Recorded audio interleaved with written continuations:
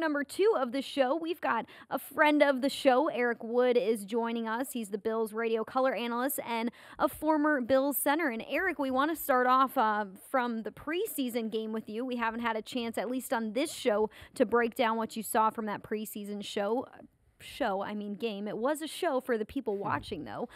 So what did you think of the preseason game against the Colts? What stood out to you? I know you were calling the game with Chris Brown, so it was fun to hear you guys back in action, mid-season form, I would say.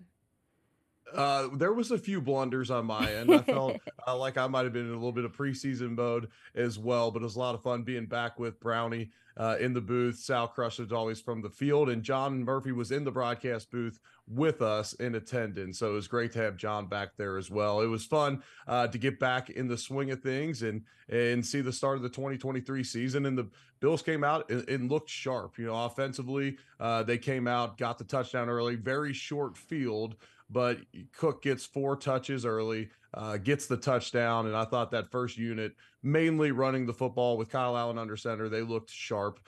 Bills start off in 12 personnel. It was last year, I believe, we started the season in 5 wides, and it just seems like this year it's going to be a different tune with Dalton Kincaid and Dawson Knox being out there and seeing more 12 personnel this year. Kyle Allen, Josh said it in his media availability today. He's continuing to make progress in learning this offense, and there's a lot of different nuances that he's still learning. So as the preseason goes on, I think we should see progression from him. Matt Barkley has been in the system for a while, and that showed. 14 for 15 in the game. Barkley looked incredible out there, and that's a good sign for some of these good young receivers, and then also providing some protection in front of him with some of the younger offensive linemen out there. Defensively, the focus was on, that middle linebacker spot and then the quarterback competition. And Jackson gets an early interception in the game. Elam and Benford both with a penalty apiece, but that's still an open competition. And Bill's got a luxury having 4 good cornerbacks on this roster. Troy White set in stone over there, but that 3-way competition at corner is going to be a good one. It's going to be something we got to monitor up into the regular season. It wouldn't surprise me to see them platooning guys doing the every 2 series rotation like we've seen in the past from this Bills defense at that cornerback 2 spot. What did you think about the offensive line's performance in the rotation? I know there's a ton of guys that played. What did you think about Osiris Torrance and the competition at right guard?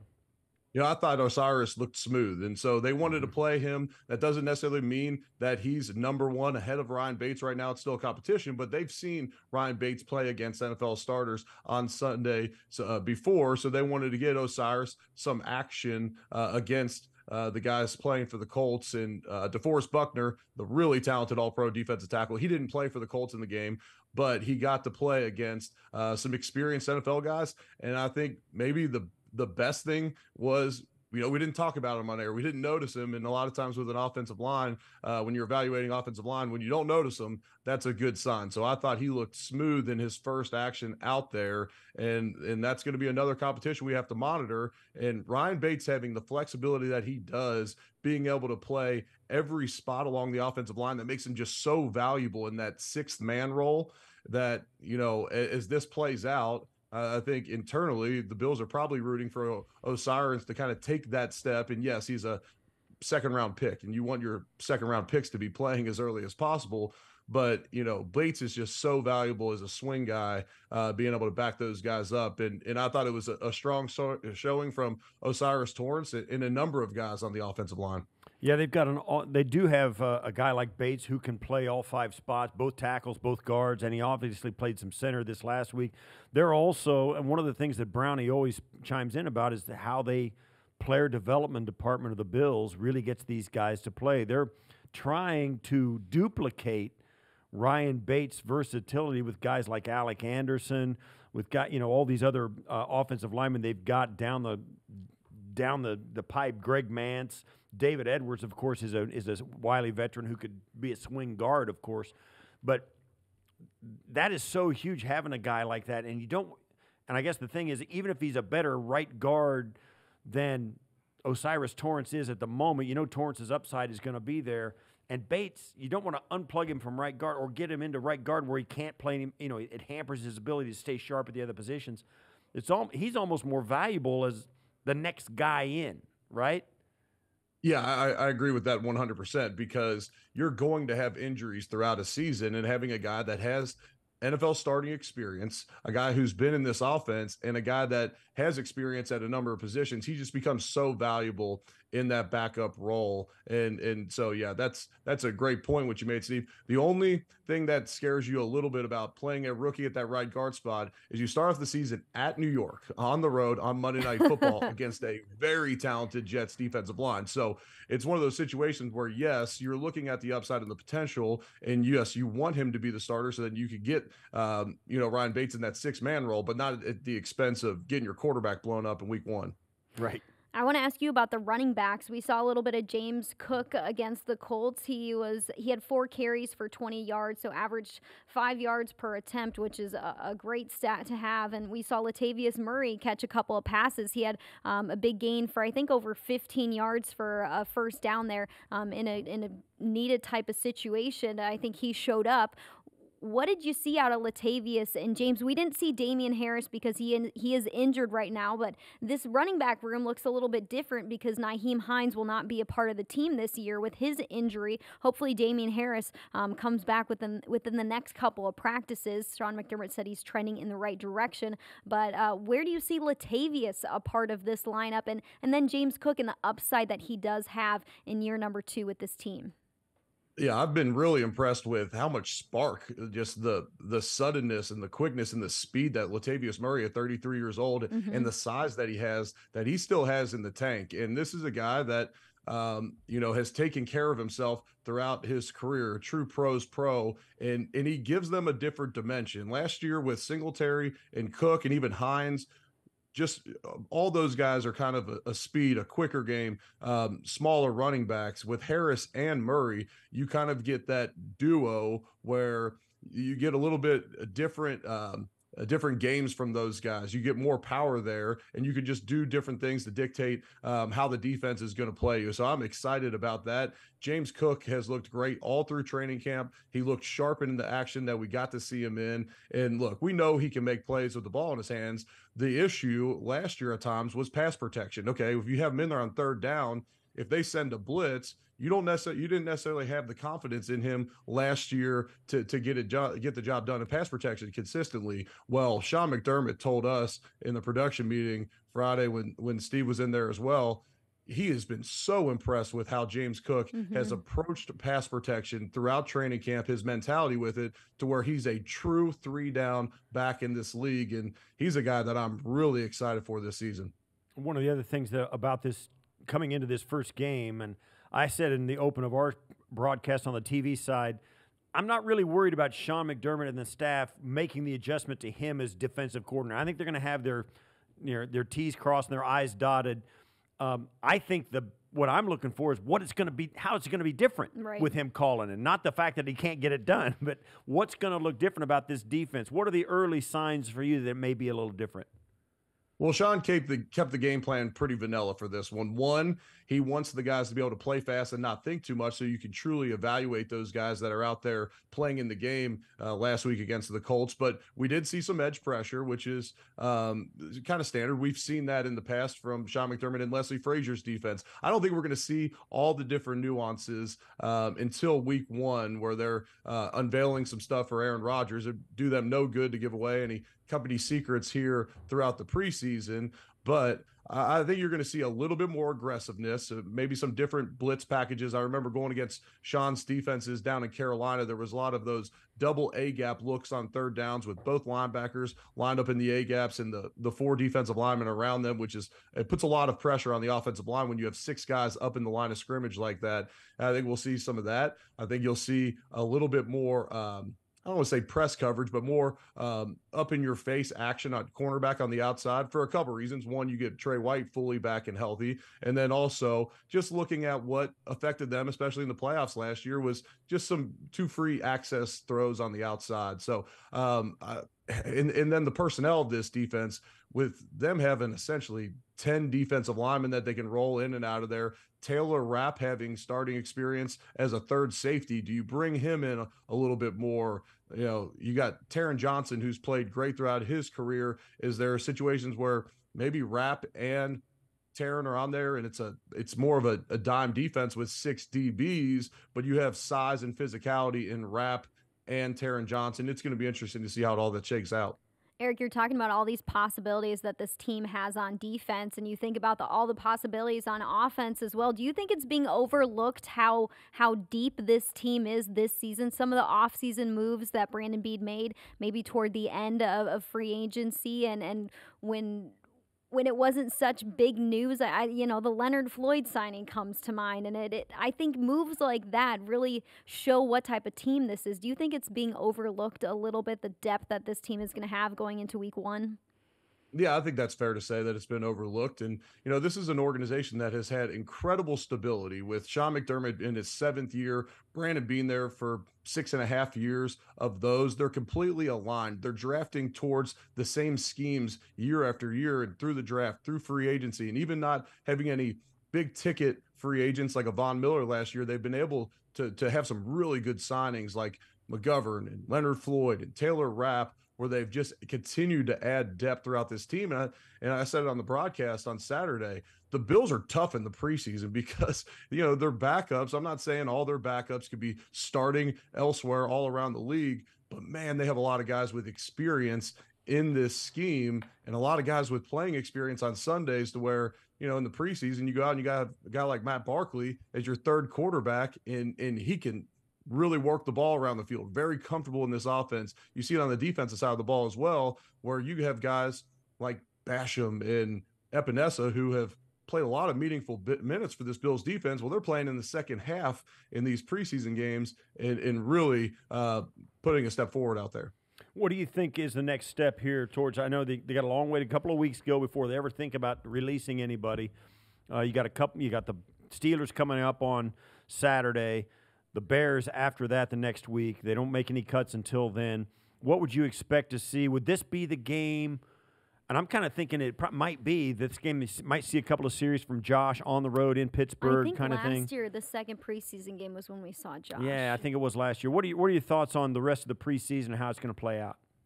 Yeah, I think it would be fair to say that we could see Josh Allen this week for a couple series, probably a bunch of handoffs like we saw at the early start of the Colts game, get the ball out of his hands quickly, maybe get some throws to guys he hasn't thrown to in a game before, a Hardy, Isabella, Dalton Kincaid, Isabella, Sherfield, yeah. Get those guys some action where, in a real uniform, in a real setting, he can operate throwing the ball to those guys, but you're going to see the ball come out of his hands quickly if he's out there. They don't want Josh taking any shots out there in a preseason game, but you want to get him some action. Sean McDermott said last week in his press conference that, yeah, he wants to play Josh in the preseason a little bit. So I'd expect to see him out there this week. And then, you have some position battles that we've talked about, middle linebacker, cornerback, right guard, but then, the back end of the roster, that wide receiver 6, backup safeties and corners, this defensive line, there's a lot of position battles out there and guys that could have a role in this team that they're out there competing for their job each day. So the Bills opened up in 12 personnel. You talked about it during our first question and answer to you. We got to see Dalton Kincaid out there. He didn't catch a pass in the preseason game, but I know you've been seeing some of the highlights at practice, and you got to see him on the field in a Bills uniform.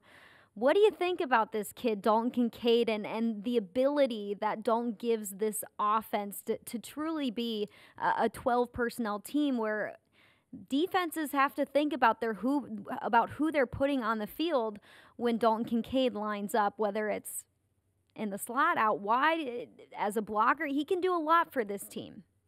Yeah, he puts a lot of pressure on a defense because of how athletic and big he is. And then he can also block. He's got the size to do it. And then, he's a force in the passing game. And that's because he's got great hands. He's got good speed and he's smart. He sits in zones well. And that's what has given Sean the confidence to say, look, where generally we bring rookies along pretty slow, he trusts Dalton to be out there on the field because of how quickly he picked up the offense, how quickly he's adjusted to being able to sit in NFL coverages, which get pretty complicated out there. He's got a great feel for that, and he's a guy that I have big expectations for this season. And look, first game of the preseason, they start him out right away, and good sign for their first 2 draft picks as well, that both those guys were starting out there on that Bills offense in the Colts game. Yeah, we've seen Kincaid, and I've made the comparison. If he looks like he's done this before at the pro level. He looks smooth. He looks unfazed by it. He looks like he's seen all of this before. Certainly, Josh, and I know you probably understand what I'm talking about. When quarterbacks like a receiver, it's because they can read his body language really easy, and they know where he wants the ball, when he's ready for it, what he's going to do, with very few reps. And that's where Dalton Kincaid seemed to be right when he came in. He just thinks like a quarterback. When he comes out of the break, the quarterback says, "Oh, I see what you're doing," boom, and throws him the football. That goes miles that is chemistry. And some guys have the ability to get that really quickly, and Kincaid seems to be all about that. Yeah, that was from the start of camp. Josh was looking early and often at Kincaid, which when you have the talent that they have at receiver with Davis and Diggs, for him to be looking at Kincaid as often as he is, I know he's trying to develop chemistry there as well, with it being Kincaid's first year. But yes, he's smart, he's athletic, he separates in man coverage, but against zone defenses, when you have a tight end that's as big as he is, when you have that big of a target, but he can also get open and find those open spots, that's very friendly for a quarterback. Yeah, I was going to say, I think the spacing of it all, for a rookie to understand spacing within playing against zone and where to be in the right pockets to be in to catch a ball, I think says a lot about a guy who's been on an NFL team for only a few months already. Can't wait to see what he's going to look like in week 1. All right, Eric. The Jets, the Patriots, they've added a running back to their roster. Dalvin Cook heading to the Jets and Zeke Elliott heading to the Patriots. What do you make of these moves? And I'll start first with the Patriots. Zeke heading to the New England Patriots. How do you think this helps their team? Do you think as a Bills fan they should be worried at all about something like this? What do you make of it? Yeah, I don't know how much Elliott still got left in the tank. Obviously, the Patriots did their homework before signing him, and they gave him a nice contract for a running back, over $6 million, can make up to $6 million bucks or a little over it. So they did their homework. They have confidence. Him and Ramondre Stevenson, they'll be. That's kind of like what we were talking about earlier with Singletary and Cook last year. They have a similar style. They're built on the power game, and so I don't know that either of these moves are extreme needle movers. When you look at Dalvin Cook, extremely talented, but they had talent at running back already with Michael Carter and Breece Hall. You had Dalvin Cook there, and yes, he's a talented player. He's likely going to be the starter there, but I don't know how much of an upgrade that is over the other 2 guys that they already got there. But this is a talented Jets team. And, they're kind of the kicker to me with them is with this run game and even Rodgers, can the offensive line get it done? And if they can, they're going to be a really, really formidable team this year. And you talk about how these teams stockpile. I said that good players make you better, but if you're already full of good players, who's going to sit down so that good player can play instead of this good player? And which one's better? I mean, and I think that's a hard call to make. And we saw this way back. This is before anybody's time except mine. When Daniel Snyder, who just sold the Washington Commanders, when he bought that team, he went in and paid a ton of money to guys like Bruce Smith and Deion Sanders and the really tremendously great players. It did not work well. This Jet team almost smacks that. And certainly the Rodgers thing is a difference maker, and the Jets have built a little bit more through the draft than that team I'm talking about back in the day. But man, oh man, it needs to go well, and it needs to go well early, I think.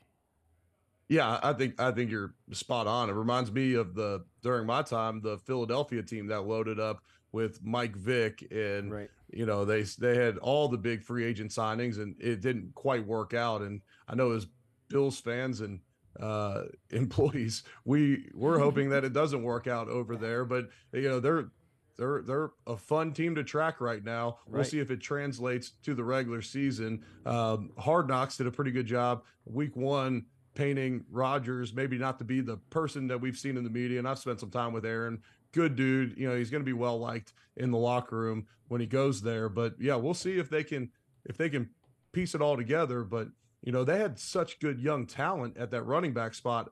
Yes, adding Dalvin Cook is going to help out a roster. He's one of the best running backs in the NFL. But is it at the expense of furthering your development of Breece Hall and Michael Carter? Yeah, that's a great point. Great point. Eric, thank you so much for being with us today. We appreciate your thoughts on the first preseason game for the Bills, and we know you'll be right back at it on Saturday. So will you, Tasker. A game against the Steelers, 6:30 is kickoff. So appreciate you, Eric. Yeah, my Thanks, pleasure. Eric. Always fun, guys. All righty.